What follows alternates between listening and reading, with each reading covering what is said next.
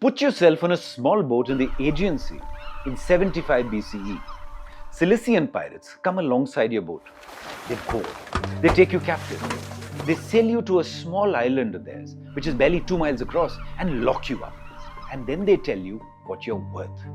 20 talents of silver. Now, most people in this situation would logically try to negotiate the price down. 20 talents is already an enormous sum.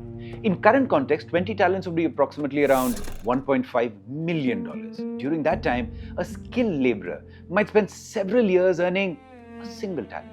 20 would empty a family's treasury completely, even if they were to call in every favor and liquidate every asset. But the man they've captured does something no hostage has ever done before. He laughs at them. He tells them they don't know who they're dealing with, that they're absolute imbeciles. And he insists, rather commands them to increase the ransom to 50 talents. The pirates, according to ancient sources, are baffled. But of course they are. But they agree. So he sends his entourage off to raise the money, which will take, as it turns out, roughly 38 days. His name was Gaius Julius Caesar. And what he did on that island, without knowing it, anticipated something that a Norwegian-American economist named Thorstein Veblen would eventually give language to, nearly 2,000 years later. Welcome, I'm Arvind, Vijay, Mohan. And today, I'm about to tell you about two stories that are unexpectedly connected. One is an incident from ancient Rome so vivid and strange that it reads like fiction, even though it's documented in multiple ancient sources. The other is about an economist who grew up speaking Norwegian in rural Wisconsin and spent his life dissecting the strange relationship between money, status, and human behavior. Between these stories sits an insight that turns out to be as old as civilization. It's about price and what price actually signals. Let's start on that island. By the time of Caesar's capture, the Cilician pirates were one of the most significant threats in the Mediterranean world. According to Plutarch, they operated with large armaments and countless small vessels. Rome had been slow to eliminate them, partly because the pirates supplied enslaved people to Roman plantations, making them politically inconvenient to destroy. In 75 BCE, a young Roman nobleman named Gaius Julius Caesar was sailing near the island of Amacusa when pirates boarded his vessel and took him captive. He was 25 years old. He had political connections, ambitions, and a very high opinion of himself. But he held no office of consequence and commanded no army. The pirates made what seemed like a reasonable calculation: 20 talents. And here's the moment that makes this story unforgettable. Caesar laughed. According to Plutarch, he told them that they had no idea whatsoever who they'd captured. And he voluntarily, on his own doing, raised the ransom to 50 talents. He had more than doubled his own price. He then sent his own entourage to the nearby city of Miletus to raise that money, leaving himself, in Plutarch's words, with one friend and 2 attendants amongst Cilicians, the most murderous of men. And during those 38 days, he behaved as though he had never been captured at all. He ordered the pirates to keep quiet. He kept shushing them whenever he wanted to sleep. He composed speeches and poems and forced the Cilicians to sit in a circle and listen. When they failed to appreciate them, he insulted them directly to their faces. He joined them in their games and exercises as he pleased, not behaving like a hostage. In fact, he did not speak to them like a hostage, but more like a commander who was mildly inconvenienced by some temporary circumstance. Plutarch records that the pirates found him entertaining, attributing his behavior to a certain simplicity and boyish mirth. Caesar regularly told them that he intended to come back and crucify them all. All he received in response to this was laughter. Raucous, uncontrollable laughter. After roughly 38 days, the ransom finally arrived from Miletus. 50 talents were carried and delivered. Caesar was released. As he left the island, stepping onto that boat, he once again turned and told the pirates, "I'll be returning soon to crucify every last one of you." When he returns to Miletus, the citizens there are eagerly awaiting the return of this fascinating character that most are entirely unfamiliar with. A 25-year-old for whom the dreaded pirates have demanded an astonishing 50 talents. an amount that has never been demanded before. He obviously has to be some powerful personality, despite his young age, for them to ask for such a princely sum for him. He receives a hero's welcome, an indication of how he will be perceived by the citizens of his land, a leader who will be followed. Over the following months, he raised a fleet, sailed back to that island, captured the pirates, imprisoned them at Pergamum, and requested that the Roman governor formally punish them. The governor hesitated, but Caesar did not. He returned to the prison where they were being held captive and crucified them himself, exactly as he had promised.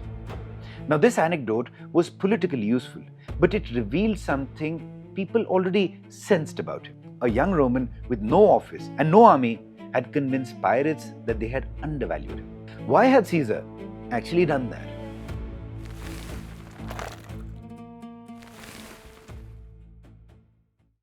Thorstein Veblen was born on the 30th of July 1857 in Cato, Wisconsin, to Norwegian immigrant parents. He grew up speaking Norwegian and did not learn English until his teens.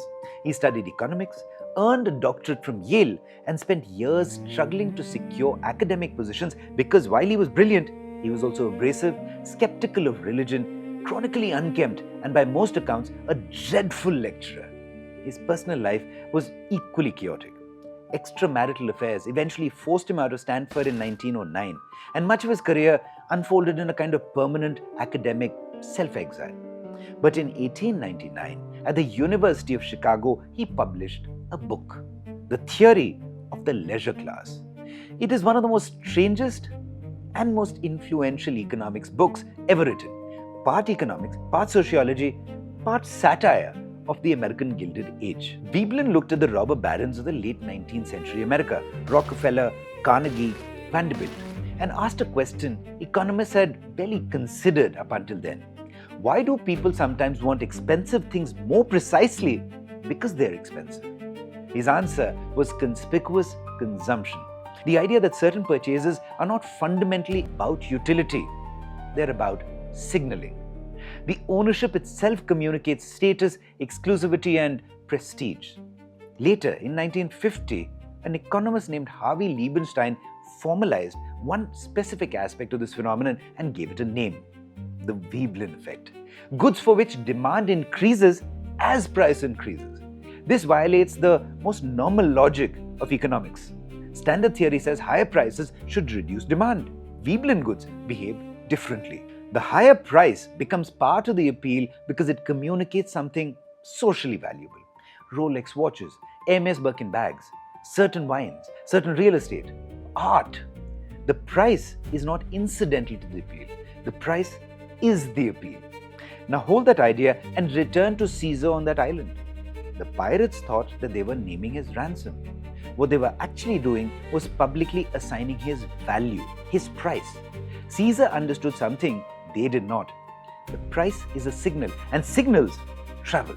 When word spread back to Rome that the Cilician pirates had demanded 50 talents for Caesar, the story did not make him look weak. It made him look extraordinary. He had transformed the ransom into a declaration of his significance. The pirates were themselves validating it. An independent valuation will always carry more authority.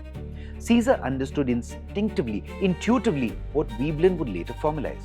People do not merely evaluate things based on practical worth. They evaluate them symbolically. The high price was the message. And on a small island in the Aegean, with no office and no army, Caesar began constructing the public mythology that would eventually help him rule Rome. Thorstein Veblen died in 1929 near Menlo Park, California, in relative obscurity. The book that made his reputation never gave him institutional stability, but his central insight proved extraordinarily durable. Human beings are not purely rational economic actors.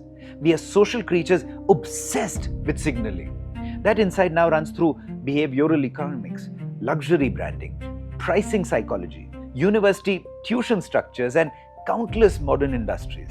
In certain markets, making something cheaper can destroy its desirability almost entirely. Caesar, meanwhile, moved on from Pharmacusa to much larger ambitions.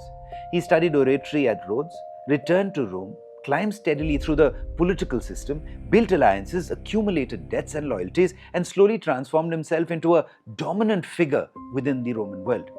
And somewhere along that ascent, the pirate story kept circulating. The young nobleman who had laughed at his ransom, who treated pirates like subordinates, who promised crucifixion and delivered it. The story itself became part of his authority, the signal that kept working. There is one final irony worth noticing. Thorstein Veblen, the man who spent his career analyzing status, performance, and conspicuous wealth, was himself largely indifferent to money, prestige, and institutional success.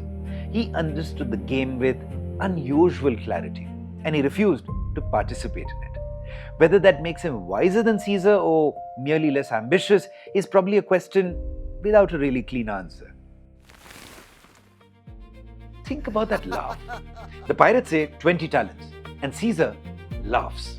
He laughs because the number does not match the story he already believes about himself. That moment matters because he doesn't negotiate downwards. He raises the price, and in doing so, he forces everyone around him to adopt the framing of his value rather than theirs. He controls the narrative by controlling the signal. Now, there are limits to the story. The Veblen Effect is not a universal law. Plenty of people who inflate their own value are, simply ignored. The mechanism only works when the signal is credible and the audience is willing to receive it.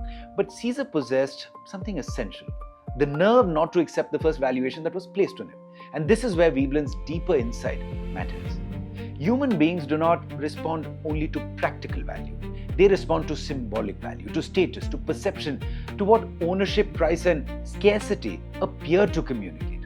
Caesar understood this long before economists even had a language for it.